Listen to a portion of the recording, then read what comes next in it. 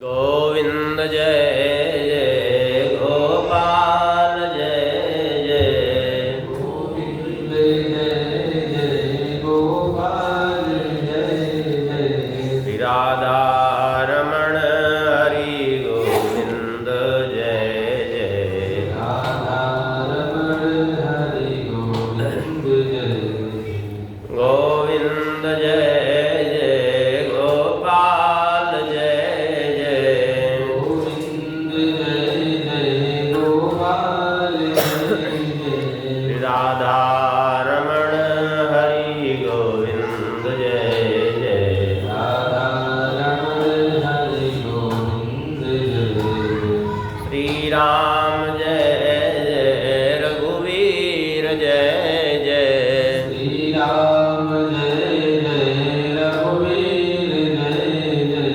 सीतारमण श्री रघुनाथ जय जय सीतारमण श्री रघुनाथ जय श्री राम जय जय रघुवीर जय जय श्री राम जय जय रघुवीर जय जय सीतारमण श्री रघुनाथ जय जय सीतारमण श्री रघुनाथ जय गोविंद जय जय गोपाल जय जय गोविंद जय जय गोपाल जय जय श्री राधा रमण हरि गोविंद जय जय राधा रमण हरि गोविंद जय जय श्री वृंदावन बिहारी लाल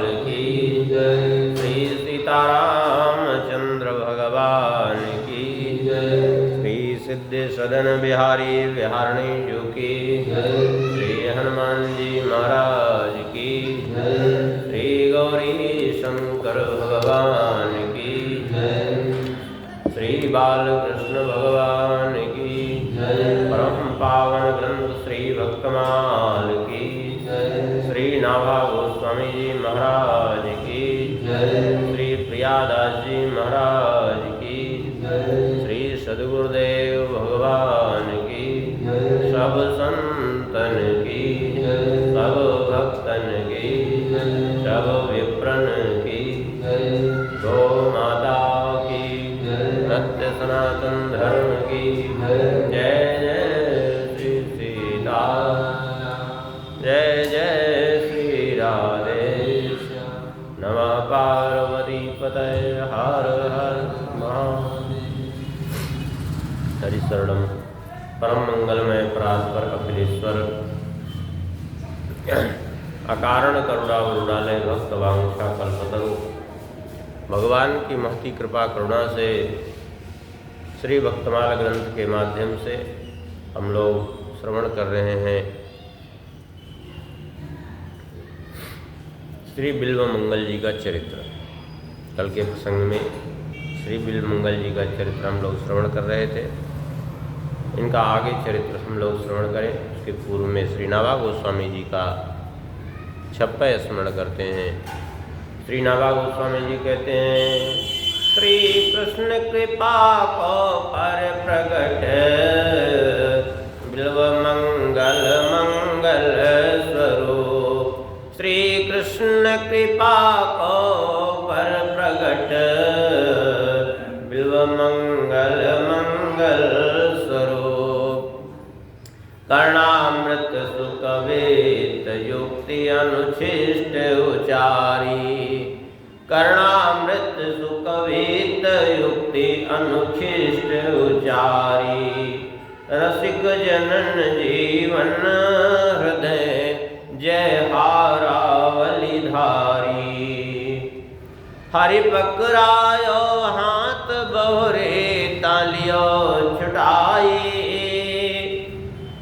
हरि पकड़ायो हाथ बहुरे तालियो छुटाई। कहा भयो कर छुटे बदों जो हियते जाई। कहा छुटे कर बदों कहा छुटे बधों जो ही ते जाई। चिंतामणि संग पाई के ब्रजवधू के लिवर्णियनु। चिंतामणि संग पाई के ब्रजवधू के लिवर्णियनु। श्री कृष्ण कृपा को पर प्रगट बिल्व मंगल मंगल स्वरूप। श्री कृष्ण कृपा को पर प्रगट बिल्व मंगल मंगल स्वरूप। कल के प्रसंग में हम लोग श्रवण कर रहे थे कि कृष्ण वेणा नदी के तट पर एक ग्राम जिसमें श्री बिल्व मंगल जी का जन्म हुआ। चिंतामणि नाम की एक वेश्या को देख करके उस पर मोहित हो गए।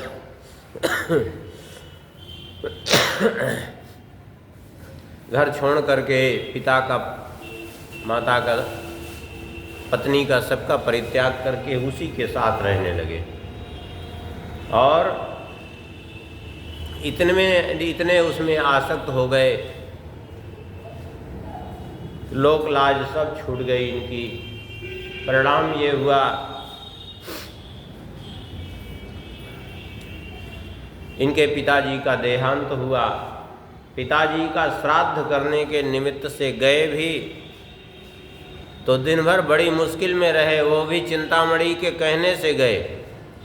कैसे गए? बोले इनकी पत्नी ने जाकर चिंतामणि से प्रार्थना की तो चिंतामणि ने बात को समझा और भेज दिया, तो उसके कहने से गए, नहीं तो वो भी न जाते। ऐसे विमुग्ध हो गए थे उस चिंतामणि के पीछे।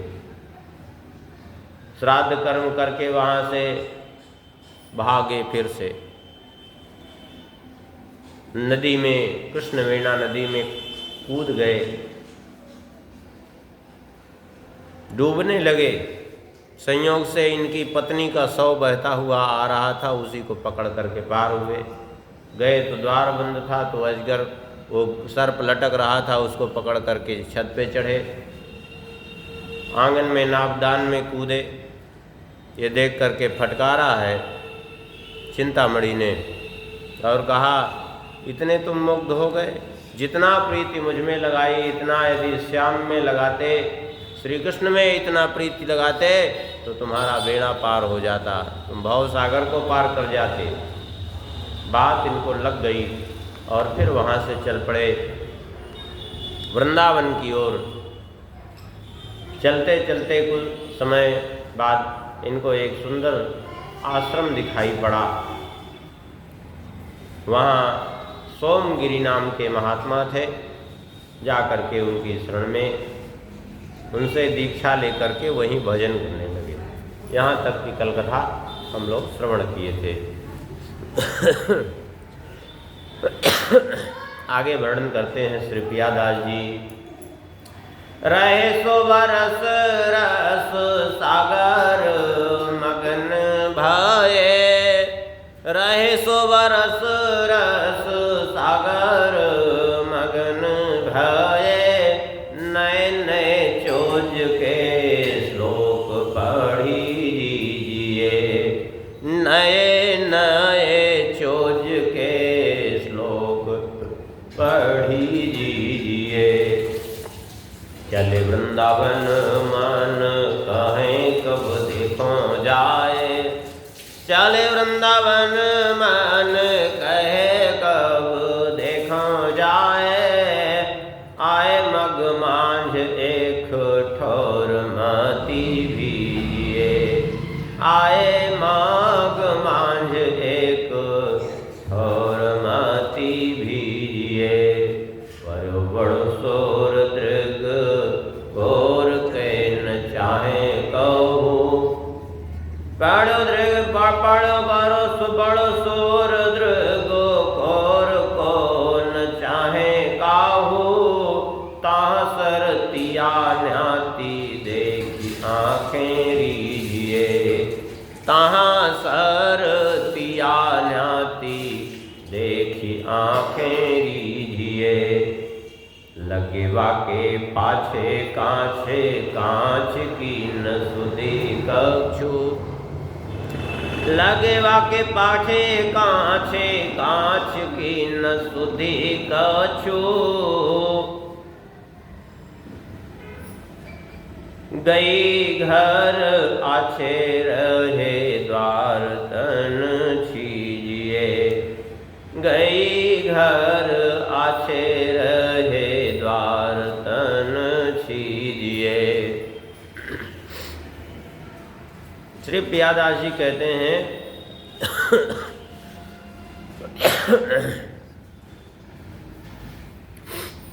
रहे सो बरस रस सागर मगन भये। नए नए चोज के श्लोक पढ़ लीजिए। 1 वर्ष रहे अपने गुरुदेव के पास, सोमगिरी जी के पास। विद्वान तो थे ही, भजन में भी खूब मन लग रहा था और भगवान के चरित्रों का नए नए श्लोकों का इन्होंने लेखन प्रारंभ किया। नए नए चोज के श्लोक पढ़ लीजिए। बहुत से श्लोक ऐसे हैं, बढ़िया बढ़िया श्लोक हैं इनके। जैसे श्री कृष्ण कर्णामृत ग्रंथ का ही श्लोक है, राधा पुनातु जगद अच्युत दत्त चित्ता। मंथान मा कलयति दधिरिक्त पात्रे। तस्यास्तनस्तबक चंचल लोल दृष्टि। देवोऽपि दोहन धिया वृषभं निरुन्धन।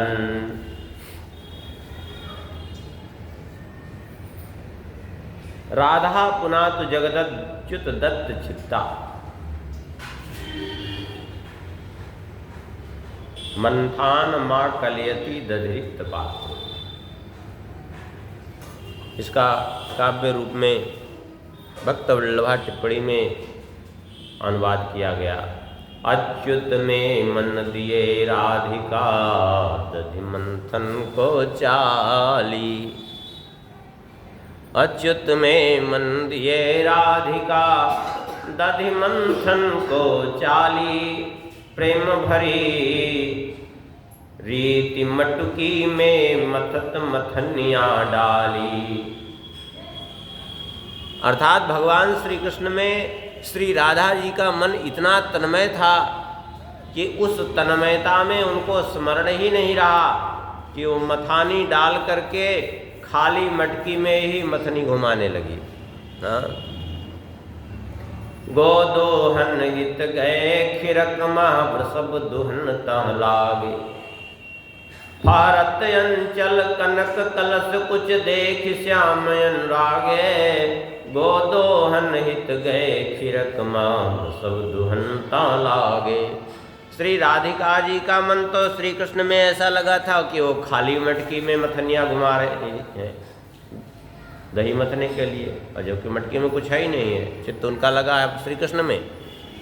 और श्री कृष्ण का मन श्री राधिका जी में कैसा लगा है कि गए जो है गोदोहन के लिए, और श्री राधिका जी को रास्ते में देखा तो चित्त उनमें लग गया और जा कर के बैल के नीचे बैठ गए दुहने के लिए।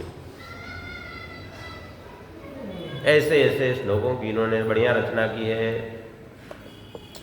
और भी श्लोक बहुत से इनके हैं। बालो पिशैलो धरणाग्रपाणिर नीलो नीरंध्रतमः प्रदीपः। धीरो राधा नयनावबद्धो जारोपि संसार हरः कुतस्त्वम्। इसका भी अनुवाद भक्त वल्लभा टिप्पणी में परम पूज्य श्री गणेश दास जी महाराज करते हैं काव्य रूप में। क्या बोले, बालक हो कर 7 दिनों तक नख पर गिरिवर धारा। बालक हो कर 7 दिनों तक नख पर गिरी वरधारा, काले होकर अंधकार में करते तुम उजियारा। धीर वीर हुए श्री राधा के नैनों से यकुलाते। धीर ऐसे हैं कि श्री सुखदेव जी महाराज कहते हैं, उद्दाम भाव पिसुना मलवल गुहा सप्रीड़ावलोकृत चेतस उज्झितास्त्रा। ऐसे धीरवीर हैं कि 16,000 रानियां चाह करके भी अपनी ओर आकृष्ट नहीं कर पाती।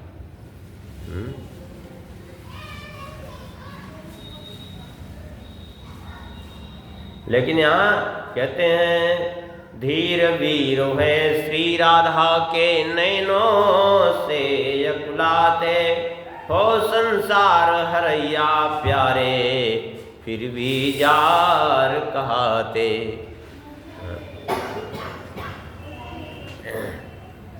ऐसे ऐसे लीला जो है इन्होंने लिखी। कालिंदी पुलिनो दरे सुमुसली यावद्गता खेलितुम तावत् कर बुरिका पयः पिबहरे वर्धिष्यते तव शिखा। इत्थं बालतया प्रतारण परा श्रुत्वा यशोदा गिरः पायान्नः स्वशिखां स्पृशन् प्रमुदिता क्षीरेर्धपीते हरि। तात्पर्य क्या है? कहते हैं, कालिंदी तट खेली वे हित गयो बलदेव जो लो हरे। तौलो कवई गाय की पे पियो बढ़ जाएगी तव शिखा। दूध पिलाने के लिए यशोदा जी प्रयास कर रही थी। जब दूध पिलाने के लिए श्री कृष्ण को, कन्हैया को प्रयास कर रहे हैं, दूध नहीं पी रहे हैं, जैसे बच्चे कभी कभी नहीं पीते, तो क्या कहती हैं यशोदा जी, अरे कन्हैया, जब तक दाऊ गए हैं ना यमुना जी के तट पर, तब तक तुम ये दूध पी लो, नहीं तो आएंगे तो दाऊ पी जाएंगे ये दूध। इससे क्या होगा जानते हो? ये कोई सामान्य गैया का दूध नहीं है, एक ऐसी गैया का दूध है, तावत करबूरी का पयः पिबहरे। ये कबरी गैया का दूध है, इसको पीने से क्या होगा? बोले वर्धिष्यते तव शिखा, तुम्हारी चोटी बढ़ जाएगी। अच्छा, चोटी बढ़ जाएगी? बोले हाँ। तो ऐसा सुन करके इत्थम बाल तया प्रतारण परा, बाल भाव में भावित होकर के तुरंत जो है यशोदा जी की बात सुन करके पायान्न, आधा दूध पिए, जितना था आधा पिए। अब आधा पीने के बाद वो चोटी पकड़ कर देख रहे हैं कि बढ़ी कि नहीं बढ़ी। पायान्न स्वशिखा प्रसन्न प्रमुदिता क्षीरेर्ध पीते हरि। ऐसे ऐसे श्लोकों की इन्होंने बहुत सी रचना की। और उसके बाद कहते हैं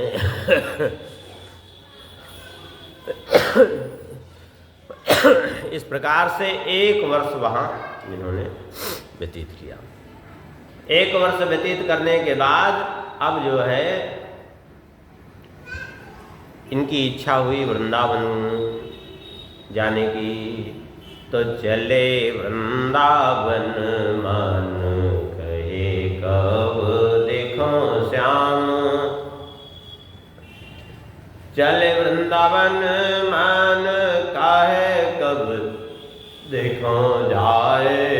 आए मग मांझ एक ठौर माती भी। वहाँ से अब वृंदावन के दर्शन की इच्छा हुई कि कब अब हम वृंदावन पहुँच चलें, जा करके वृंदावन में अपना धाम में निवास करेंगे। क्योंकि धाम तो धाम ही है, कोई भी भगवान का धाम हो, जो धाम का आनंद है वो कहीं नहीं है। हाँ, ऐसे भी पड़े रहें तो धाम में आनंद ही आनंद है। भगवान का धाम है। तो वृंदावन की ओर चल पड़े। पहले पैदल यात्राएं होती थी, कोई साधन तो थे नहीं तो लोग चलते, जितना चल सकते चलते, फिर कहीं रुक जाते, फिर वहाँ से विश्राम करके दूसरे दिन फिर निकलते, 1-2 दिन बाद निकलते, ऐसे करते लोग। ऐसे कई दिन चलते रहे, एक एक दिन करके ऐसे बारी बारी से।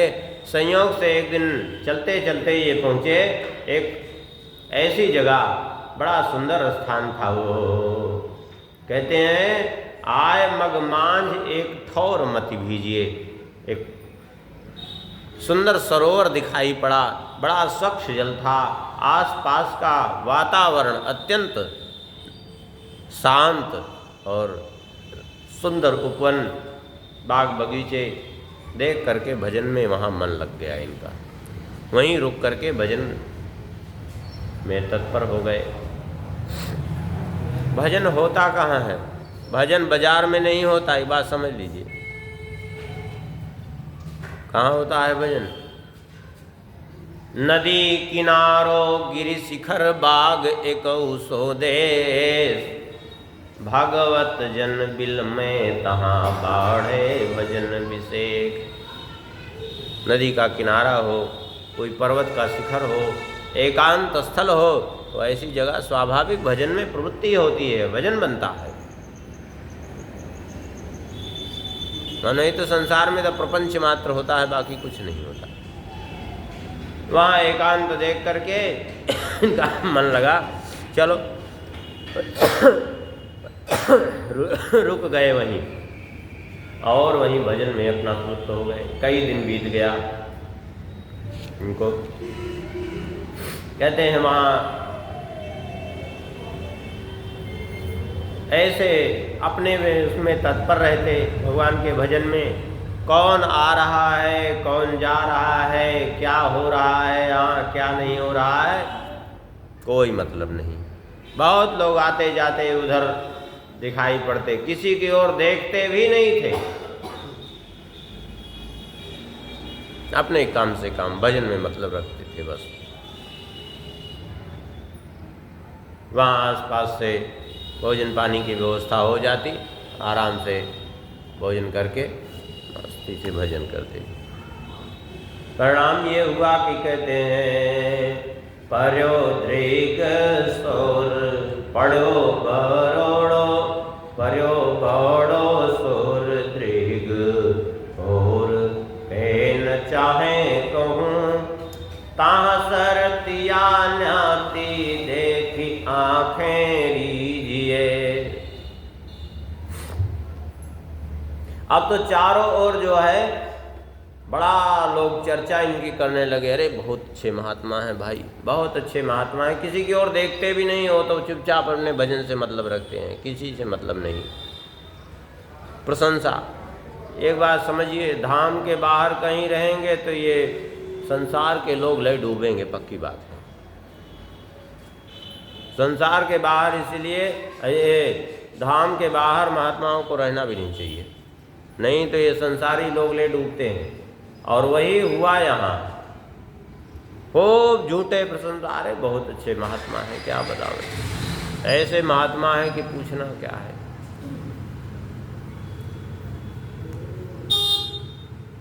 अभी झूठे अभिमान से ग्रस्त कर देंगे, कहीं के नहीं रहेंगे, ऐसी स्थिति उत्पन्न हो जाएगी। और ना चाहते हुए भी आपको प्रपंची बना के रख देंगे ये संसार के लोग, अब आपको भजन भी नहीं करने देंगे, केवल अपना उल्लू सीधा करने के चक्कर में। एक अब कहना तो नहीं चाहिए लेकिन कह ही देते हैं, एक प्रत्यक्ष घटना हमने देखी है, बहुत पहले की बात है, कई वर्ष हो गया। कुछ लोग जा रहे थे, कुछ महात्मा भी थे, बोले चलो एक महात्मा का दर्शन कराएं, यहाँ से 40-50 किलोमीटर दूर हैं। अब हम स्थान का नाम नहीं लेंगे ना, तो हम महात्मा का नाम लेंगे। चलो चलो दर्शन कराते हैं। हमारी इच्छा तो नहीं थी लेकिन फिर भी लोग कहे, हम कहे चलो। वहाँ गए, महात्मा की तपस्या तो बड़ी गजब की थी। एक समय धारोष्ण दूध लेकर के रहते थे, मात्र एक समय धारोष्ण दूध ले लेते, लेकिन अब उनके लिए लोगों ने क्या किया, एक कमरा बनाया। अब कमरा बनाया, उसके लिए अपने लिए भी वहाँ छप्पर डाला। महात्मा के लिए गैया पाली, अपने लिए भैंसियों पाली, बकरियों पाली, सब वहीं पूरा प्रपंच लेकर रहने लगे। अब उनको एक कमरा उनके लिए जो बनाया, उसमें भी 2 खटिया डाल दी। वो खटिया पे जो है कम से कम नहीं तो जो है 10-12 जार अचार भर भर रख दिया, जिसका महात्मा को कोई काम नहीं, अपने लिए। अब बताओ, और बेचारे 18 घंटा खड़े रहे, उनका ऐसा नियम। और बेचारे वही दिन भर वो अचार ताकें और जो है और भजन क्या करेंगे।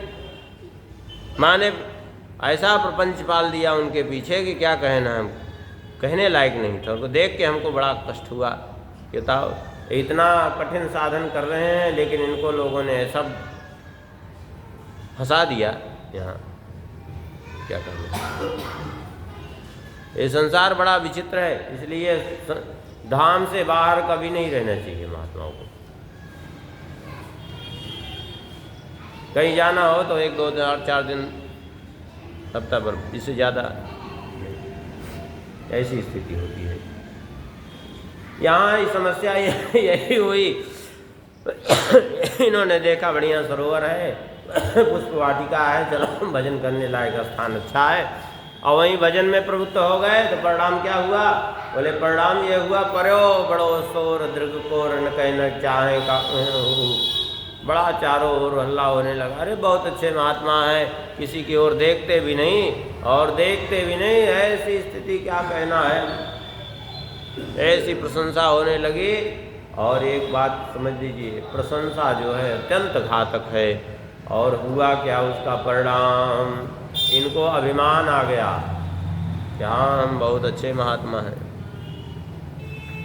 और अभिमान आया तो भगवान से फिर कैसे सहन हो सकता है, क्योंकि गुमान गोविंद ही भावत नाही। भगवान को अभिमान बिल्कुल प्रिय नहीं है।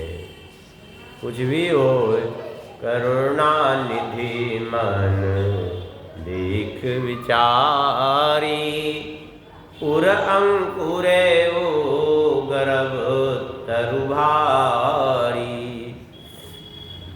ये मन में सोचने लगे हम तो बहुत अच्छे हैं, लेकिन भगवान हम पर कृपा नहीं कर रहे हैं, दर्शन नहीं दे रहे हैं, ऐसी इनके मन में भावनाएं आने लगी। अब फिर भगवान ने देखा कि इनके मन में तो अभिमान आया। अभी ये कच्ची अवस्था है, फिर भी ये तो अपने को सिद्ध मान लिए। तो इन लोगों के प्रशंसा में आके अब क्या करना चाहिए, ऐसी कोई घटना इनके सामने घटित करें कि इनका अभिमान भी चूर्ण हो जाए और यहाँ से हट भी जाए। भगवान तो भक्त की सदैव रक्षा करने के लिए तत्पर रहते हैं। भगवत प्रेरणा से कुछ ऐसा हुआ कि एक दिन उसी सरोवर के तट पर जब ये बैठे भजन कर रहे थे, तो उसी समय तहाँ सरतिया दे, तहाँ सरतिया न्याति देखी आँखें रीझिए। संयोग से वहीं पर एक स्त्री, अत्यंत सुंदरी नवयुवती आई स्नान करने के लिए। पतिव्रता थी, अद्भुत उसका रूप सौंदर्य। वहाँ स्नान करने लगी और भगवान की लीला देखिए कि उसको देख करके आज इनका मन फिर धोखा दे गया। जैसे चिंतामणि को देख करके चंचल हो गया था मन, आज फिर से इनका मन जो है धोखा दे गया। क्यों धोखा दे गया, अभी तक नहीं धोखा दिया, अब क्यों दिया? बोले क्योंकि अभिमान आया। ये सब भगवान के द्वारा लीला रची गई, अभिमान नाश करने के लिए, इनको को संसार से बचाने के लिए। तो तहाँ सरतिया न्याति देखी आँखें रीझिए। उस अत्यंत नवयुवती सुंदरी को स्नान करते देख करके इनका मन आज फिर से जो है धोखा दे गया। और धोखा दे गया तो क्या हुआ, जब वो स्नान करके चल पड़ी तो लगे वाके पाछे काछे काछ की न सुधी कछु। तो ये उठ करके उसके पीछे पीछे चल पड़े। इतने व्यथित हो गए उसके सुंदर रूप को देख करके कि उसके पीछे पीछे लग गए। कहते हैं कांचे कांच को न सुधी कछु।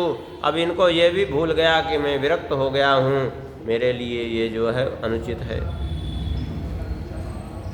माया का प्रभाव इतना प्रबल है कि इसको माया को पार पाना बहुत कठिन है, इतना सहज नहीं है। उसके पीछे पीछे लग गए और पहुंच गए उसके घर तक। उसने देख लिया कि ये पीछे पीछे लगे हैं, तो गई घर आछे रहे द्वार तन छीजिए। वो तो घर के भीतर प्रवेश कर गई, लेकिन ये फिर भी नहीं लौटे, वो द्वार पर ही खड़े प्रतीक्षा करने लगे उसकी। उसी का चिंतन करके इनका मन जो है अत्यंत व्यथित हो रहा है, कैसे उसको फिर से देखें हम।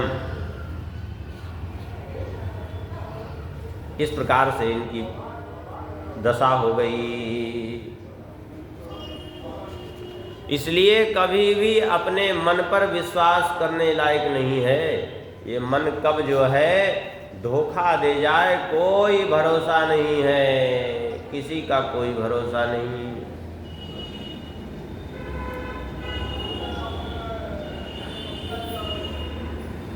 इनकी अभी कच्ची अवस्था थी, इसलिए भगवान का अनुभव नहीं हो पा रहा था, लेकिन इन्होंने उसको भगवान की निष्ठुरता समझी। निष्ठुरता समझी इसलिए कि लोगों ने जबरदस्ती उटपटांग प्रशंसा करना प्रारंभ किया, इसलिए इन्होंने अपने को परिपक्व समझ लिया। सच्चाई यही है।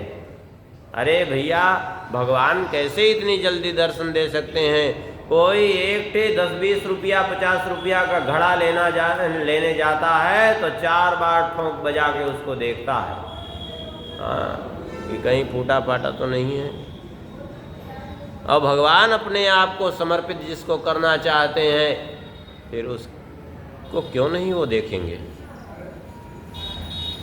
भगवान तो अपनी ओर से इतना करुणामय है कि जिसका कोई हिसाब किताब ही नहीं है, लेकिन हम लोग नहीं समझ पाते भगवान की करुणा को।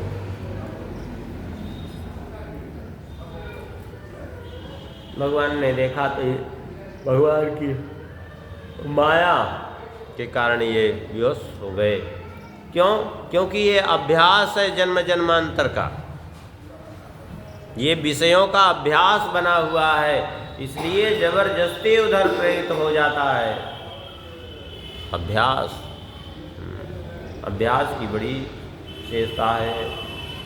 श्री अग्रदेवाचार्य जी महाराज का एक पद है, कहते हैं कुकर चौक चढ़ाइए चाकी चाटन जाय, चाकी चाटन जाय आदि अभ्यास न छाणे,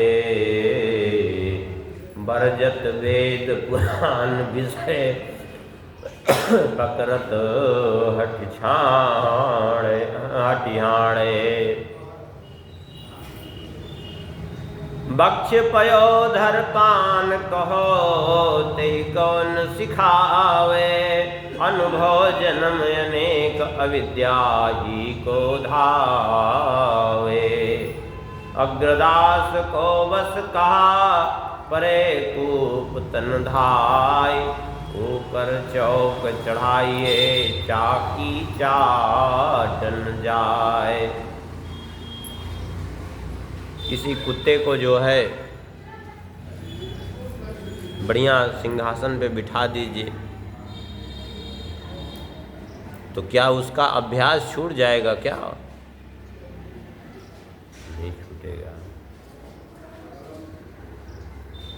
कुत्तों वाला अभ्यास उसका छूट जाएगा क्या? नहीं छूटेगा। अभ्यास बहुत बड़ी विचित्र बात है। ये अभ्यास में इतनी सामर्थ्य है, इतनी सामर्थ्य है। छोटा सा गाय का बच्चा जन्म लेता है, क्या किसी विद्यालय में उसको सिखाया जाता है कि तुम इस तरह से अपनी गैया माता का दुग्ध पान करो? लेकिन वो अपने आप पीने लगता है। छोटा सा नन्हा सा बच्चा किसी विद्यालय में अथवा माता पिता भी क्या उसको सिखाते हैं कि तुम इस प्रकार से दूध पियो? लेकिन जैसे ही माँ उसको अपने स्तनों से लगाती है, वो बच्चा अपने आप मुख लगा करके दुग्ध पीने लगता है। क्यों? ये अभ्यास है उसका जन्म जन्मांतर का। हाँ? उसको सिखा पढ़ा करके भगवान ने भेजे, जन्म जन्म का अभ्यास है उसका।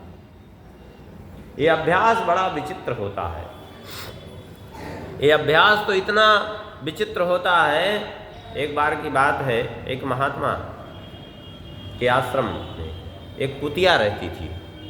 वहीं दिन भर पड़ी रहती, जो रोटी आदि मिल जाता उसको रोटी आदि दे देते, वो खा के अपना निर्वाह करती, रखवाली करती।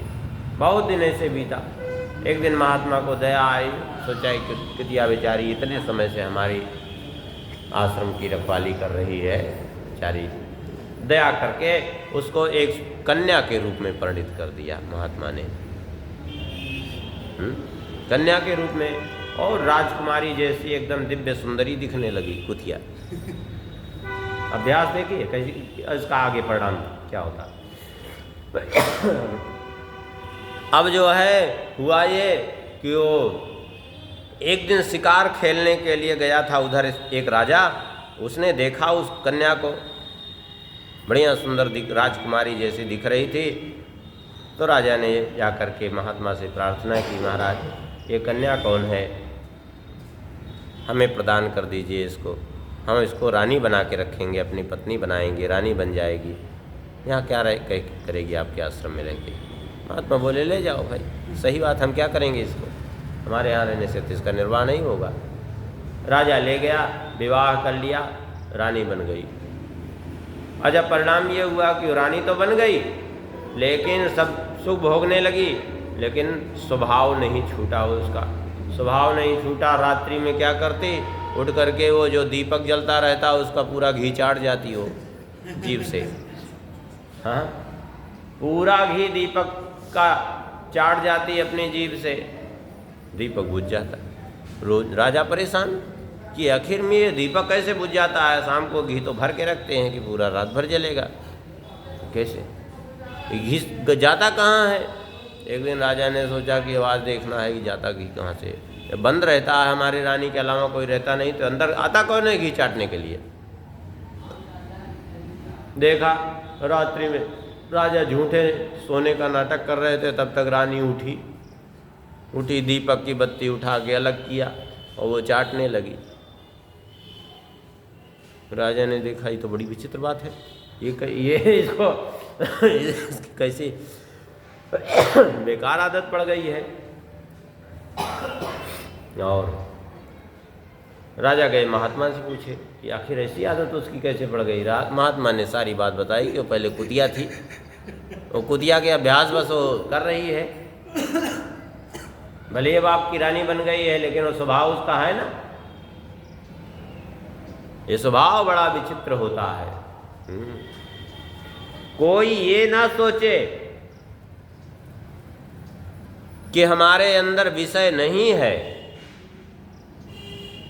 हम विषयों से ग्रस्त नहीं है, ऐसा कोई नहीं कह सकता। क्यों? जानते हैं, बीज रखा है आपके पास, गेहूं रखा है, चना रखा है, जो कुछ भी रखा है वो रखा है, लेकिन वो ऐसे कब तक रखा है? जब तक वो ऐसे उसको जल और मिट्टी का संयोग नहीं हुआ। लेकिन वो बीज को जैसे ही जल और मिट्टी का संयोग होगा वो अंकुरित जरूर होगा, पक्की बात समझ लीजिए। इसीलिए गोस्वामी जी कहते हैं, विषय कुपथ्य पाई अंकुरे मुनि हृदय वानर वापुरे। इस प्रकार से जो है अभ्यास, और वो आज अभ्यास फिर से उसने इनको धोखा दे दिया और पहुंच गए उसके पीछे पीछे उसके घर तक। और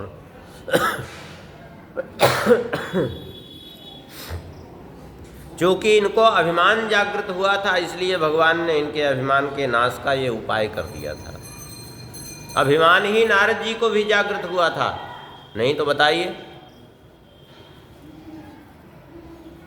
नारद जी, सनकादिक, सुखदेव जी, ये सब, हनुमान जी, भीष्म जी, इन सब का नामस्मरण करने से, ये 5 महापुरुषों का नामस्मरण करने से काम बाधा नहीं पहुंचाता।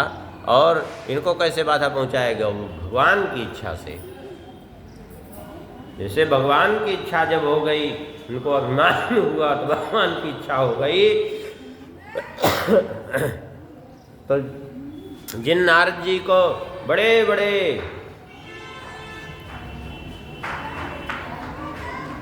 स्वर्ग के कामदेव, जो काम के ही आधार हैं, अप्सराओं को लेकर के आए लेकिन मोहित नहीं कर पाए। लेकिन जब अभिमान आया तो भगवान की इच्छा से क्या हुआ? बोले देखी रूप मुनि वीरति विसारी, बड़ी बाग लग रहे निहारी। भूल गए सब। इसलिए कभी कोई ये मन में न अपने सोचे कि हम तो काम पर विजय प्राप्त करें। कोई विजय नहीं प्राप्त कर सकता, भगवान की इच्छा है तभी वो बच सकता है। सीधी बात यही है। श्री सुंदरदास जी महाराज अपने कवित्व में बहुत बढ़िया बात कहते हैं। कामिनी को तन मानो कहिए सघन बान, कामिनी को तन मान कहिए सघन बान, वहाँ को जाए सो तो भूल ही परतु है, वहाँ को जाए सो तो भूल ही परतु है। कुंजर है गति, कहते हैं स्त्री का शरीर एक सघन बन के समान है, जिसमें जाने के बाद मनुष्य अपना रास्ता भटक जाता है। सीधी बात। कुंजर है गति काटी एहरी को है जामे। इस जंगल में हाथी भी है सघन वन में। हाथी क्या है? बोले उसकी चाल ही हाथी के समान है जो नष्ट करने वाली है, और उसका कटिप प्रदेश ही सिंह के समान है। और बेनी काली नागिनी फनु को धरतु है, उसकी बेड़ी ही काली नागिन के समान है। कुछ है पहाड़ तहाँ काम चोर बसे तहाँ,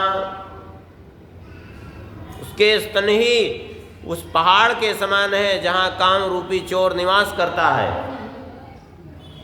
साधि के कटाक्ष बाण प्राण को हरत है, जहाँ से रह करके वो, जहाँ छुप करके कामदेव अपने बाणों के द्वारा लक्ष्य संधान करता है। सुंदर कहत एक और डर अत्ता में जाती, सुंदर कहत एक और डर जामे जाती, राक्षसी बदन खाऊं खाऊं ही करतु है। और उसका मुख ही राक्षसी के समान है जो खाने के लिए तैयार है, नष्ट कर देती है। बड़ा विचित्र है। ये वहीं पर खड़े रहे, वो अंदर चली गई, फिर भी ये खड़े रहे द्वार पर ही।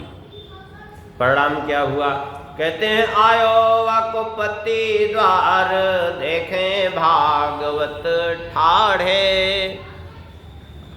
आयो आको पति द्वार देखें भागवत ठाढ़े, बड़े भागवत पूछी बधू सो जनाइए। बड़े भागवत पूछी बधू सो जनाइए। कही जो पधारो पाँव धारो गृह पावन को। कही जो पधारो पाँव धारो गृह पावन को। पावन पखारो जल ढारो शीस भाइये। पावन पखारो जल ढारो शीस भाइये। चले भवन मांझ मन आरती मिटाई वे को। चले भवन मांझ मन आरती मिटाई वे को। गाई वे को पावन जोई रीति सो। गाई वे को पावन जोई रीति सो। रीति के बताइए।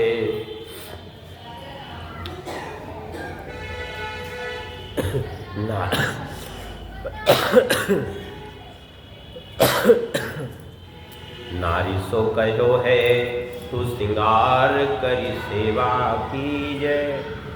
नारी सो कहो है तू श्रृंगार करी सेवा कीजे। लीजे हों सुहाग जामे बेगी प्रभु पाइए। थोड़ी देर में उस सुंदरी स्त्री का पति आया। पति आया, उसने देखा कि अरे ये महात्मा यहाँ खड़े हैं हमारे द्वार पर, क्या बात है। महात्मा हमारे द्वार पर खड़े हैं, क्या बात है। गया जल्दी उसका पति अपने घर में, अपनी पत्नी से कहा अरे तुमने देखा नहीं महात्मा द्वार पर खड़े हैं, तुमने उनका आदर सत्कार नहीं किया, घर में नहीं बुलाया, उनकी सेवा नहीं की। इतना सुन करके वो भी महान भागवत था, महान भक्त था, भगवान की भक्ति में डूबा रहने वाला। तो तुमने उनकी सेवा नहीं की, इतनी देर से महात्मा खड़े हैं। इतना सुन करके उसने कहा, सारी बात बताई। कहा कि मैं क्या करूं, मैं स्नान करने गई थी और वहाँ इन्होंने मुझे देखा तो मेरे पीछे पीछे यहाँ तक चले आए। हमें इनका भाव अच्छा नहीं लगा, इसलिए मैं तो चुपचाप चली आई अंदर। इतना सुन करके जो है उसने कहा नहीं, महात्मा है, आदर करना चाहिए उनको का। और तुरंत जो है उस व्यक्ति ने इनको जो है अंदर बुलाया। अंदर में द्वार पर खड़े थे। पहले लोग घर द्वार पर ही खूब सेवा पूजा, लोग जो आता था द्वार पर ही सबका सत्कार आदि होता था। आज लोगों की दशा यह है कि द्वार ही नहीं है घर किसी के। किसी पहले घर गांव में देखिए लोग घर होता था तो घर कोई आता था तो द्वारे पर द्वार बना रहता था, तमाम बड़ा लंबा चौड़ा द्वार। उसी द्वार पर ही सबका बढ़िया आदर सत्कार होता, वहीं लोगों की बातचीत होती, वहीं लोग उनको बुला करके बैठा करके उसने क्या किया, पहले बैठा करके कही जो पधारो पाँव धारो गृह पावन को, आइए पधारिए हमारे घर को पवित्र करिए। ऐसा कह करके पावन पखारो जल ढारो शीस भाइये, इनके चरण प्रक्षालन किए उसने। अब सोच लीजिए कैसी उसकी भक्ति रही होगी कि पत्नी के इस प्रकार बताने के बाद भी उसको अश्रद्धा नहीं हुई, बल्कि वो श्रद्धापूर्वक उसने इनका पूजन किया और इनका चरणोदक उठा करके अपने सिर पर डाला, चरणोदक पान किया। और उसके बाद जो है वो फिर से गया पत्नी के पास और पत्नी से कहा कि तुम अब इनकी सेवा करो। हाँ, इनको ले जा करके अपने भवन में बिठाया। चले भवन मांझ मन आरती मिटाई बेको। ये उसके भवन में चले। जो ये उसके वियोग में पीड़ित थे, उस वियोग की पीड़ा को शांत करने के लिए भवन में पधारे।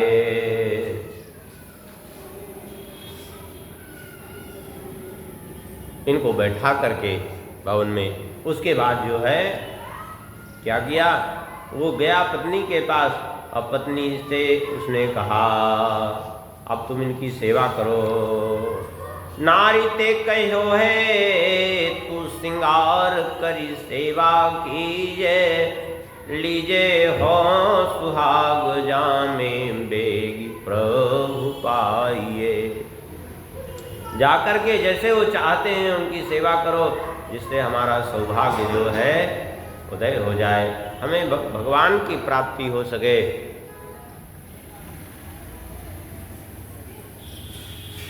सोचिए कि कितनी बड़ी निष्ठा थी उसकी, श्रद्धा। इसको श्रद्धा कहते हैं, इसको निष्ठा कहते हैं। इतना सब होने के बाद भी पत्नी को इस प्रकार से कहा।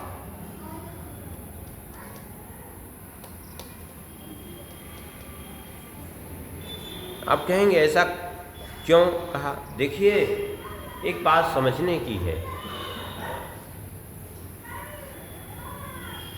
भक्त जो है अगर कदाचित कहीं विचलित होता है तो भगवान की इच्छा से विचलित होता है, क्योंकि संसार की माया जो है उसको प्रभावित नहीं करती, वो भगवान की इच्छा से विचलित होता है। कहीं न कहीं भगवान उसका हित करने के लिए, उसको ठोकर देने के लिए अथवा उसको सही मार्ग पर लाने के लिए ही ऐसा करते हैं।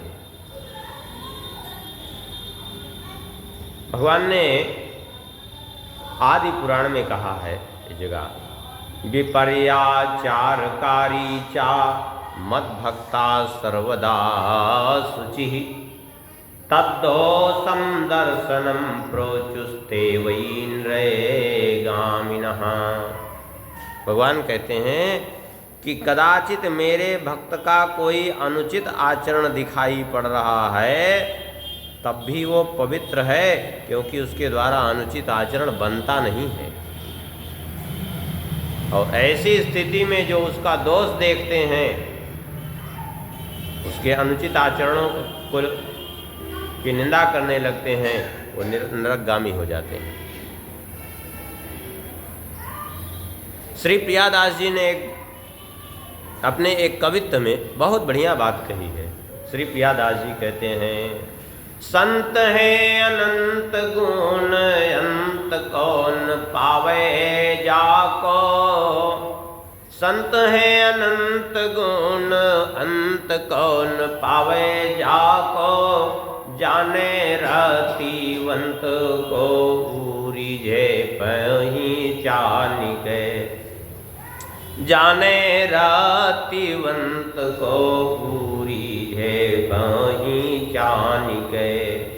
अवगुण न दीठि परे देखत ही नैन भरे। अवगुण न दीठि परे देखत ही नैन भरे। धर पग और उर प्रेम भर आनिके। धरे उर प्रेम भर। धरे ओ पग और उर प्रेम भर आनिके। जो पे घटी क्रिया कछु देखियत इन मांझ। जो पे घट क्रिया कछु देखियत इन मांझ। कर ले विचार हरि की इच्छा जानिके। कर ले विचार हरि की इच्छा जानिके। बालक सिंगारिके निहारी नेहवती माता। बालक सिंगारिके निहारी नेहवती माता। देत जो डिठौना कारो दीठी डर जानी के।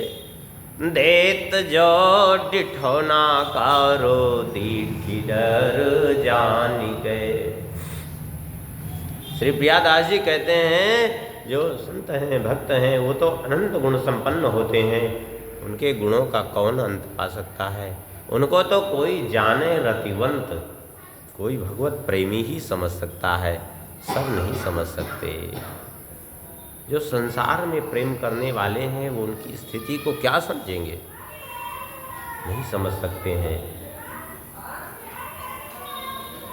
और जो प्रेमी हैं उनके अवगुणों की ओर नहीं देखते, क्योंकि अवगुण नहीं होते। अवगुण न दीठ परे देखत ही नयन भरे।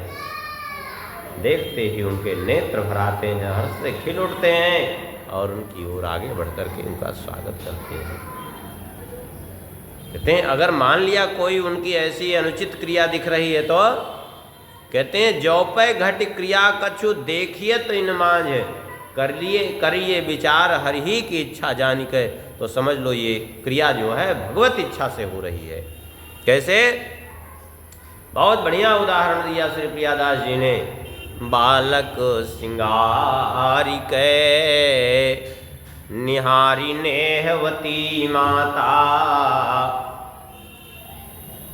जैसे बालक का श्रृंगार उसकी माँ करती है, छोटा सा बच्चा है, उस बच्चे को बढ़िया स्नान करा करके बढ़िया जो है उसको वस्त्र आदि पहना करके उसको बढ़िया सजा देती है।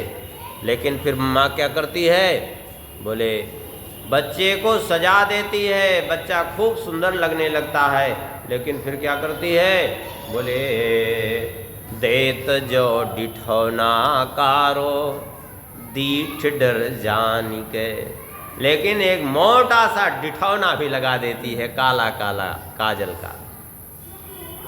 अब वो काजल का मोटा सा डिठौना लगाने से बालक का श्रृंगार यद्यपि बिगड़ जाता है, उसका स्वरूप उतना अच्छा नहीं लगता। अगर वो डिठौना न रहे तो ज़्यादा सुंदर लगता है बालक, लेकिन मोटा सा डिठौना लगा देती है माँ। क्यों? क्योंकि हमारे बच्चे को कहीं किसी की नज़र न लग जाए, बस इसीलिए वो डिठौना लगा देती है। ऐसे ही भगवान भी हमारे इस भक्त को कहीं किसी की नज़र न लग जाए संसारी व्यक्ति की, इसलिए उसको डिठौना लगा देते हैं। ये डिठौना है।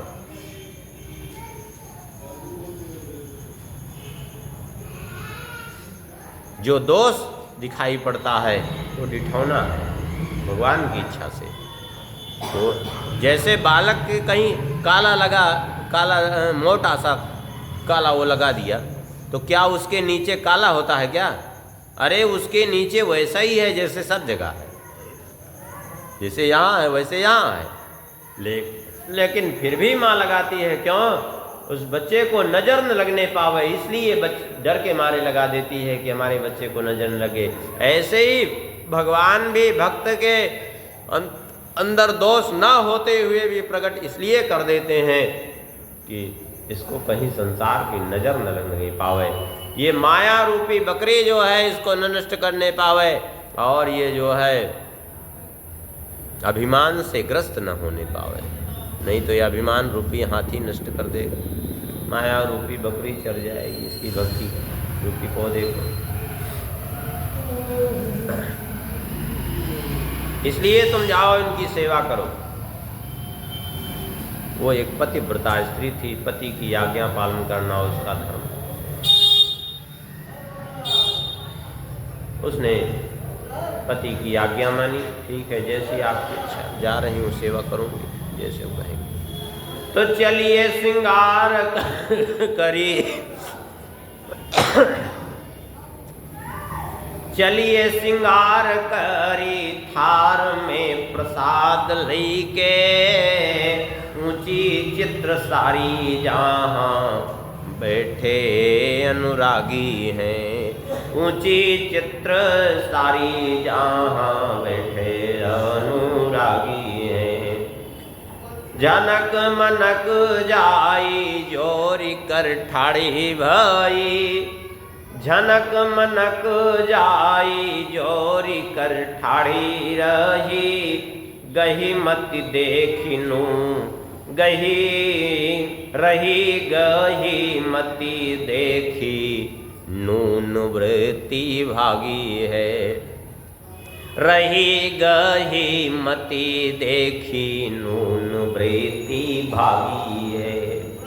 कही युग सुई लाओ, कही युग सुई लाओ, लाई दई लई हाथ, फोरी डारी आँखें ओहो बड़ी ये अभागी हैं।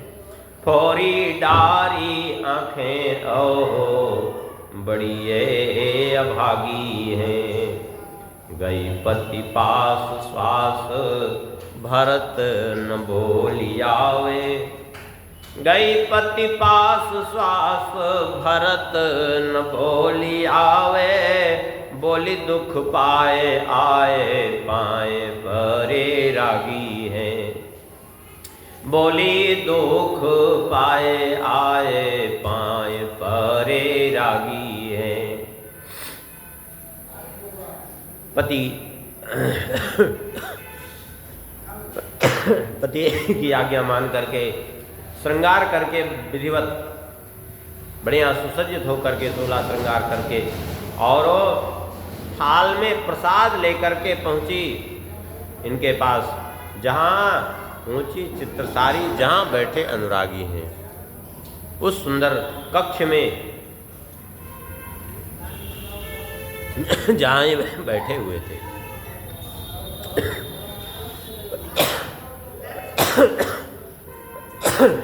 विभिन्न चित्रों से चित्रित वो कक्ष, सुसज्जित कक्ष, जहाँ बैठे हुए थे वहाँ वो पहुँची।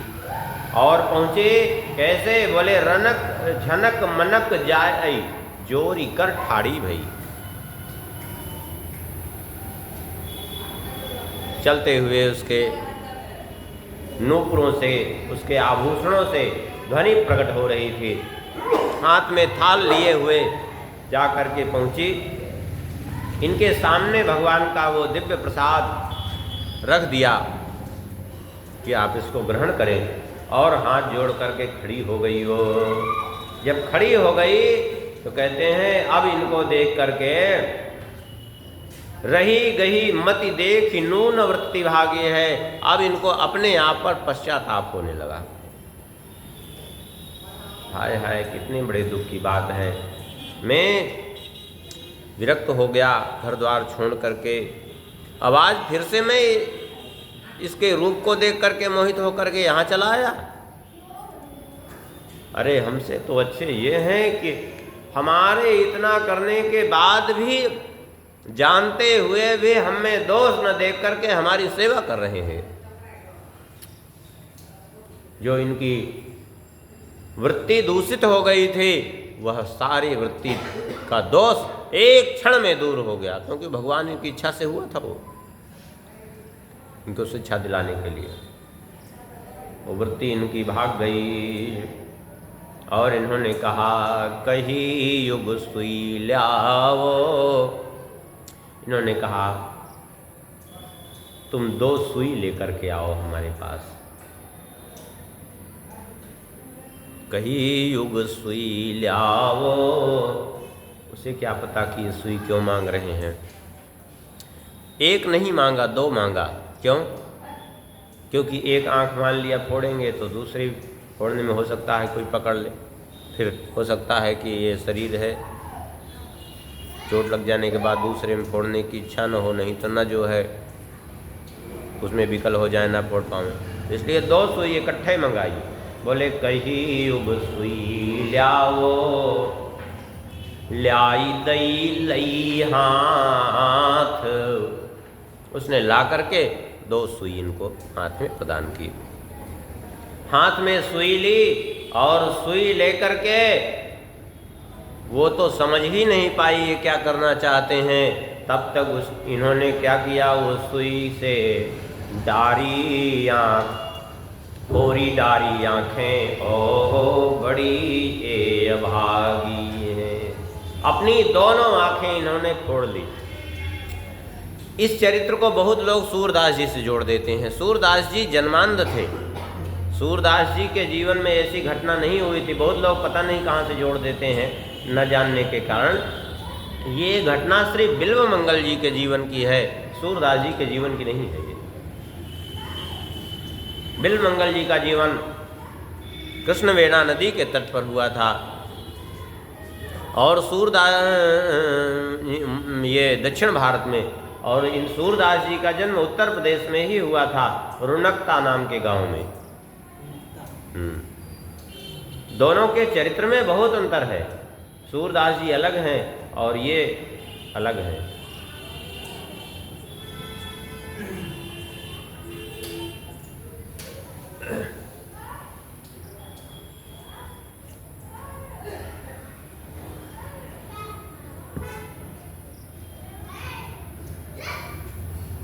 आखिर में इन्होंने दोनों आंखें फोड़ डाली। क्यों आंखें फोड़ डाली? इसलिए फोड़ डाली कि ये आंखें रहेंगी जब तक बार बार ये धोखा देती रहेंगी, क्योंकि चिंतामणि के पीछे धोखा देने में भी ये आंखें ही थी और आज आंखें ही यहाँ तक हमें लेकर के आई। श्री शंकराचार्य जी महाराज क्या कहते हैं? नारी स्तन भर नाभिदेशम दृष्ट्वा माया मोहावेशम एतन्मांसवसादि विकारम मनसि विचिन्तये वारं वारं। क्या है? बोले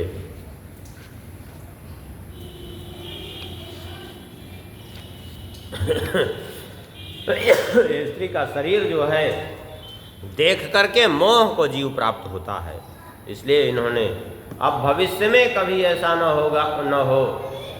क्यों? ये शरीर यद्यपि जो है एतन मांस वसादि विकारम, ये हाड़ मांस का मात्र पुतला है, हाड़ मांस का पिंड है, लेकिन फिर भी ये माया इतनी प्रबल है कि शरीर में जो है सुख की कल्पना करा देती है कि सुख है नहीं। हाँ,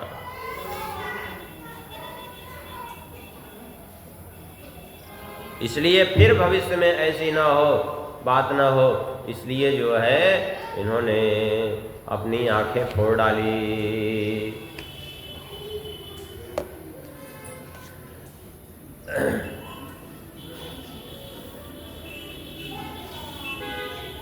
वास्तव में ये शरीर में सुंदरता है नहीं। अभी ये शरीर थोड़ा सा बिगड़ जाए ना तो वही सुंदरता एक क्षण में विलीन हो जाएगी। हाँ, एक बार की बात है, एक गांव की हाल है। एक विधवा ब्राह्मणी थी, स्वरूप से बहुत सुंदर थी बेचारी। वो तो अब विधवा हो गई थी, नई अवस्था में अपना किसी तरह निर्वाह कर रही थी। एक मुखिया था गांव का, वो देख करके, गांव का मुखिया बड़ा लंपट प्रकृति का, धूर्त, वो देख करके मोहित हो गया। बार बार जो है वो चेष्टा करने लगा किसी तरह इसको अपने अधीन करें। एक दिन तो उसने जा करके कही दिया कि तुम को स्वीकार कर लो, ये है वो है, दुनिया भर की बात कही। अब वो ब्राह्मणी बेचारी बड़ी परेशान, विधवा। उसने कहा ठीक है, अभी तो मैं अपवित्र अवस्था में हूँ, 4 दिन बाद आना। किसी तरह अपनी लाज रक्षा के लिए उसने ऐसा किया। तो 4 दिन बाद सज धज करके वो मुखिया जब पहुँचा तो देखा तो ब्राह्मणी की हालत खराब हो गई थी। क्यों? वो जुलाब खा खा करके जो है कई बार बार सोच जाते जाते उसकी तो एकदम केवल शरीर का ढांचा बचा था।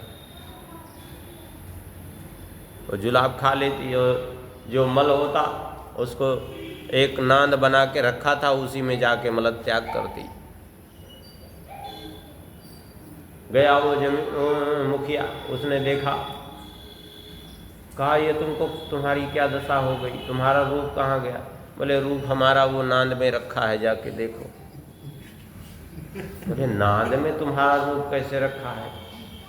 तुम यहाँ हो तो रूप नांद में? बोले हाँ, नांद में ही रूप रखा है, जाओ देखो।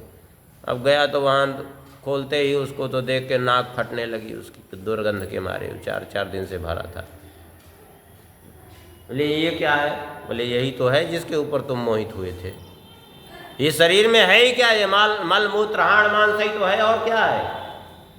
यही है वास्तविकता इस शरीर की, जिस पर तुम मर मिटने के लिए तैयार हो, और कुछ नहीं है।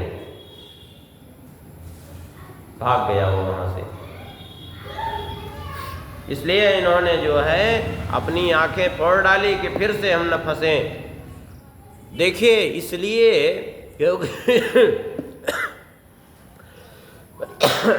भगवान की जो शरणागति है उसमें ये भी कहा गया है, षड्विधा शरणागति में, आनुकूल्यस्य संकल्प प्रतिकूलस्य वर्जनम रक्षिष्यतीति विश्वासो।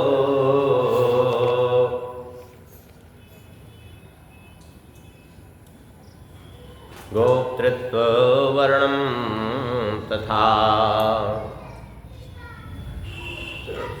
सबसे पहला गुण क्या? आनुकूल्य संकल्प, दूसरा प्रतिकूलस्य वर्जनम। प्रतिकूलस्य वर्जनम, जो भी प्रतिकूल हमारे भगवान की भक्ति में आ रहे हैं उनका तुरंत परित्याग करो, उसी क्षण। जो भी भक्ति में प्रतिकूल हो रहे हैं उनका तुरंत परित्याग कर दो, नहीं तो वो निश्चित रूप से वो नहीं भक्त में तो तुम उनके पीछे नष्ट हो जाओगे। हाँ, भक्त के अंदर कल्याण की भावना होनी चाहिए, लेकिन जिसका कल्याण होने ही वाला नहीं है, ऐसे बिगड़े हुए लोगों के पीछे भी नहीं पड़ना चाहिए। हाँ, अयोध्या में थे श्री मधुकरिया जी महाराज, बहुत बढ़िया बात कहते थे। वो कहते थे कहीं बनी बनाई बिगड़ न जाए बिगड़ों के साथ बनाने में, कहीं तुम्हारी बनी बनाई भी न चौपट हो जाए ये बिगड़ों के साथ बनाने में। इसलिए कुसंग से बचो। बिल्वमंगल जी ने देखा कि ये आंखें बार बार हमें कुसंग में प्रवृत्त करती हैं, इसलिए क्या करें? बोले इन आंखों को ही नष्ट कर दो। न रहे बांस न बजे बांसुरी। जब इनसे कोई रूप देखे ही नहीं सकेंगे तब फिर समस्या ही कहाँ से आएगी? समस्या की जड़ तो यही है। इसलिए इन्होंने आंखें फोड़ डाली और कहा बड़ी ये अभागी हैं। अभागी कौन है? बोले जो भगवान से विमुख होकर के संसार को जो आंखें देखे वही अभागी है। अब तो वो देख करके घबरा गई और घबरा करके गई पति पास, श्वास भरत न भोली आवे, बोली दुख पाए आए पाए परे रागी है। अत्यंत व्यथित हो गई। व्यथित होकर के वो गई अपने पति के पास। लंबी लंबी सांस चल रही है उसकी और लंबी लंबी श्वास लेते हुए पति ने कहा क्या हुआ? कोई समस्या हो गई क्या? बोले हाँ समस्या हो गई। क्या समस्या हो गई? बोले ऐसी ऐसी समस्या हो गई। सारी बात उसने स्पष्ट रूप में बता दी। अब तो वो पति भी भागता हुआ आया और भागता हुआ आकर के आया इनके चरणों में पड़ गया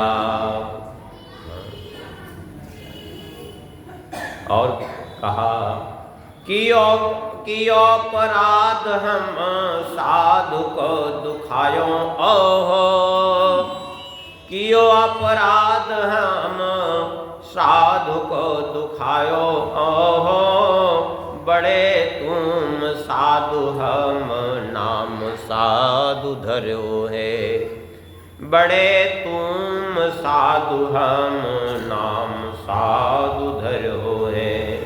रहो अजु सेवा करो करी तुम सेवा ऐसी, जैसी नहीं काहू मांझ मेरो मन भर्यो है। राज सेवा करो करी तुम सेवा ऐसी, जैसी नहीं काहू मांझ मेरो मन भर्यो है। चल सुख पाय दृग भूत से छुटाए दिए, चल सुख पाय दृग भूत से छुटाए दिए।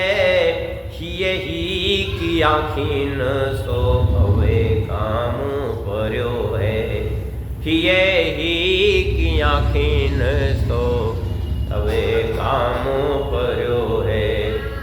बैठे बन मध्य जाई भूखे जानी आप आई, बैठे बन मध्य जाई भूखे जानी आप आई। भोजन कराई छाया भोजन कराई चलो छाया दीन ढरो है। भोजन कराई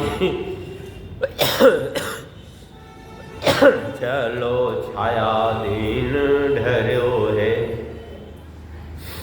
आकर के वो बहुत रुदन करने लगा इनके सामने और उसने कहा मैंने बहुत अपराध किया, आप जैसे महात्मा का हृदय हमने दुखी किया। कहे कौन सा हमसे ऐसा अपराध बन गया जिससे आपने अपने नेत्र ही फोड़ लिए। हमारे अपराध को क्षमा कर दीजिए, हमारे कारण ये दशा हो गई। आप जैसे महात्मा का, आप जैसे साधु का हमने जो है हृदय दुखी कर दिया। इतना सुन करके इन्होंने कहा नहीं नहीं, वास्तव में सच्चे साधु हम नहीं, सच्चे साधु तो तुम हो, तुम दोनों पति पत्नी। बड़े तुम साधु हम नाम साधु धर्यो है, सच्चे साधु तो तुम हो, हम तो केवल नाम मात्र का वेश मात्र बना लिए। लेकिन देखो यहाँ मोहवश चले आए, लेकिन सच्चे साधु आप दोनों हो। इतना होने के बाद भी हमारे प्रति इतनी निष्ठा।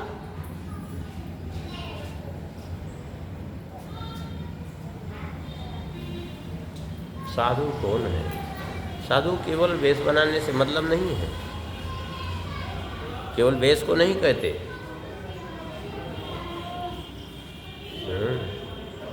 गलियन में हर्षत फिरें साधु कहे सबको, स्वान नाम बाघा धरो हो जी बाघ न होए। ऐसे गली गली घूमने से थोड़ी साधुता। कुत्ते को भी ग्राम सिंह कहते हैं, कुत्ते को क्या कहते हैं? ग्राम सिंह। तो ग्राम सिंह कहने से वो सिंह नहीं हो जाता, वो कुत्ता कुत्ता ही रहता है।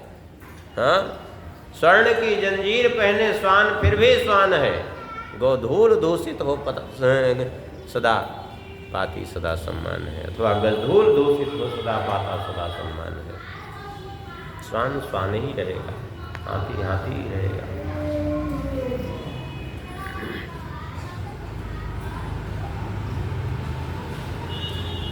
इन्होंने कहा वास्तव में सच्चे संत तो आप दोनों हैं और आप दोनों की कृपा से हमारा आज कल्याण हो गया। मैं तुम्हारे सत्संग से जानो संत स्वरूप, ही के नैना खुल गए अब दिखे हरि रूप। रही बात इन नेत्रों की, अब इन नेत्रों की हमें आवश्यकता नहीं है। निज बल अब नाही रहो, क्योंकि अब अपना बल खत्म हो गया।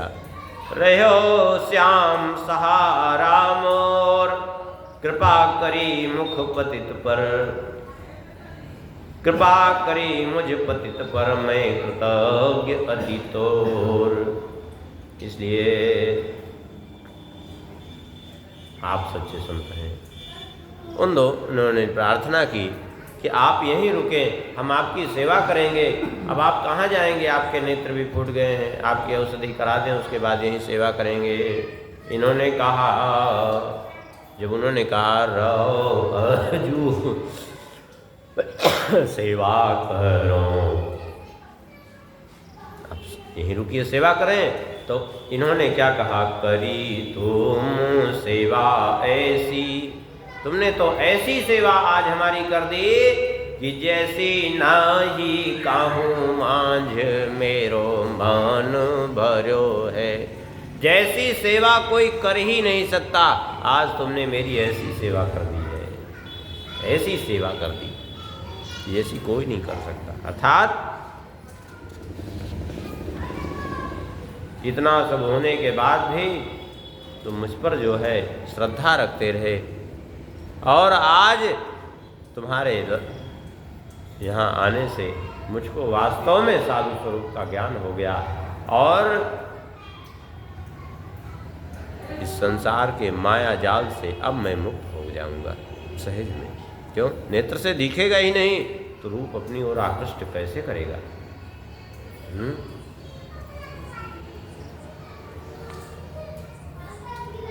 अब हमें केवल इतना ही कर दीजिए कि ये सेवा करना चाहते हैं तो इस घर से बाहर निकाल करके केवल रास्ता पकड़ा दीजिए वृंदावन जाने की ओर, और कुछ नहीं करनी है आपको।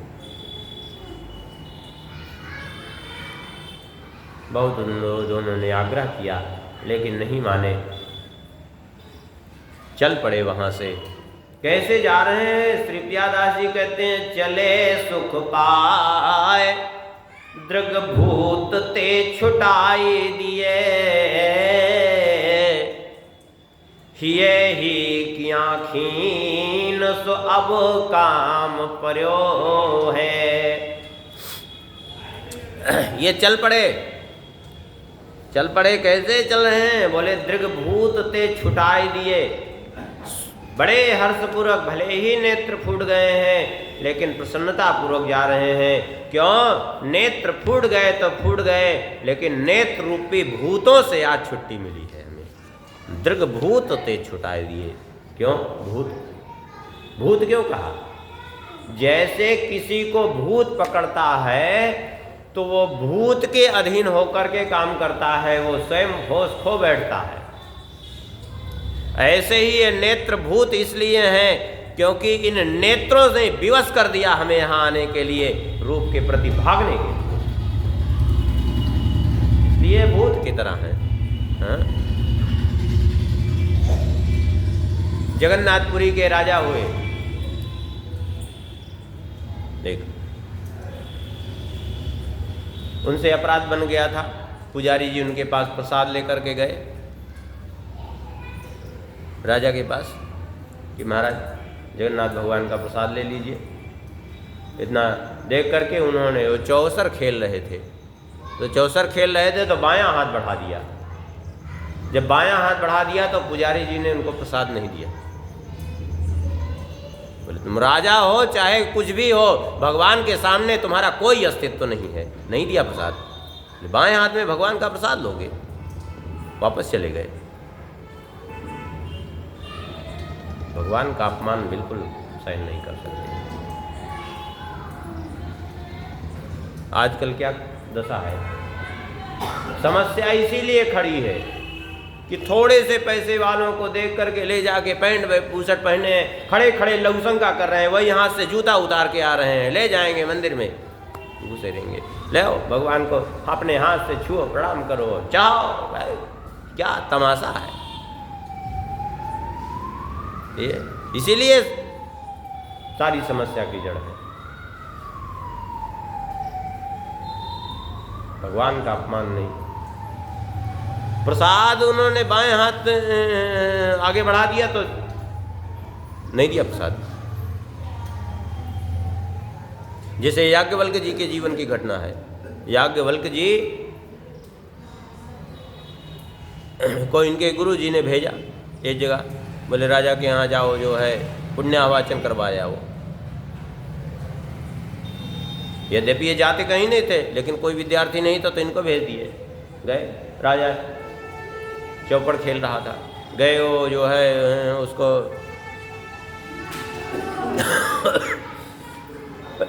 मंत्राक्षत देने के लिए पुण्यावाचन के बाद, तो उसने कहा इसी लकड़ी पर छोड़ दो। सूखी लकड़ी थी, अभिमान में आके राजा ने बस मन में उनके बड़ा क्षोभ हुआ, उसी लकड़ी पर छोड़ करके ये चले आए।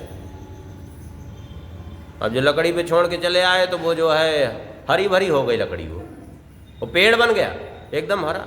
बाद में राजा को पश्चाताप हुआ, वो हमारे ऊपर मंत्राक्षर पड़ा होता, हमें मिला होता तब तो हमारा जीवन हरा भरा हो जाता। गए, बोले फिर से उसी विद्यार्थी को भेजिएगा जो गया था पुण्यावाचन के लिए। इनसे कहे, इन्होंने कहा हम नहीं जाएंगे। तो क्यों नहीं जाओगे? नहीं जाएंगे हम, ऐसे अभिमानी राजा के यहाँ नहीं जाएंगे। अरे बोले राजा है, वो मान लिया जो है तो क्या, बोले कुछ भी हो, राजा हो चाहे जो हो, भगवान के सामने हो। न जाने कितने राजा ऐसे मिट्टी में मिलते रहते हैं रोज। नहीं गए। गुरु जी ने कहा जितना हमने पढ़ाया छोड़ दो, बोले तुरंत वमन कर दिया, लेकिन नहीं गए। शास्त्र सिद्धांत के प्रति भगवान के सामने किसी को कोई समझौता नहीं, सीधी बात है।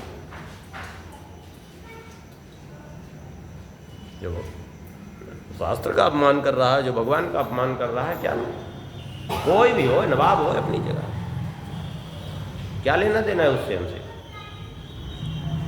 तो राजा ने भी उस समय जब उनके द्वारा अपमान हुआ प्रसाद का, बाद में बड़ा पश्चाताप हुआ जगन्नाथपुरी के राजा को।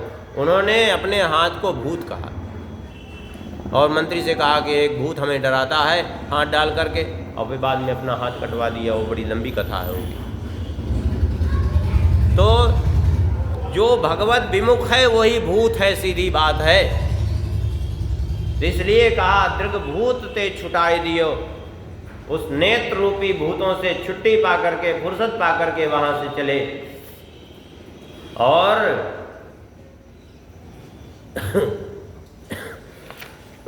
बड़ी प्रसन्नता पूर्वक जा रहे हैं।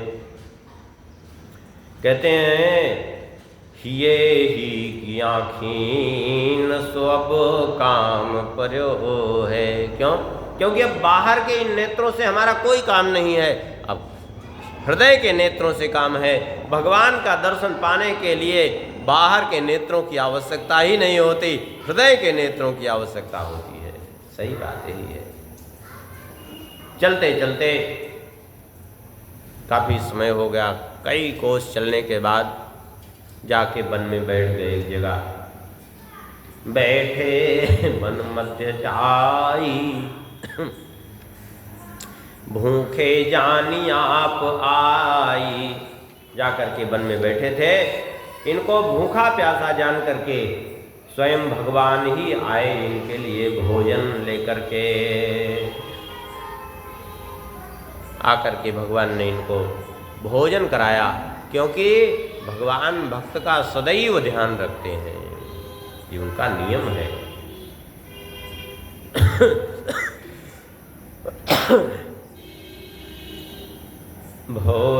कहते हैं बैठे बन मध्य जाई, भूखे जानिया पुयाई, भोजन कराई चलो छाया दिन ढर्यो है। भगवान ने कहा,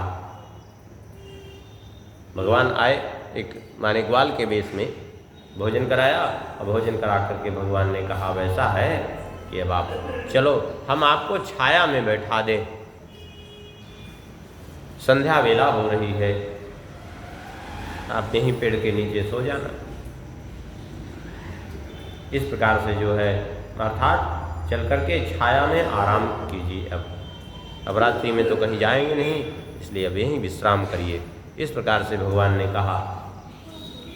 अब रात्रि भर वहीं जो है विश्राम किया इन्होंने। अब रात्रि भर इनको विश्राम करने दीजिए। अब उसके बाद फिर आगे क्या हुआ कल श्रवण करेंगे कि कैसे वृंदावन पहुँचे और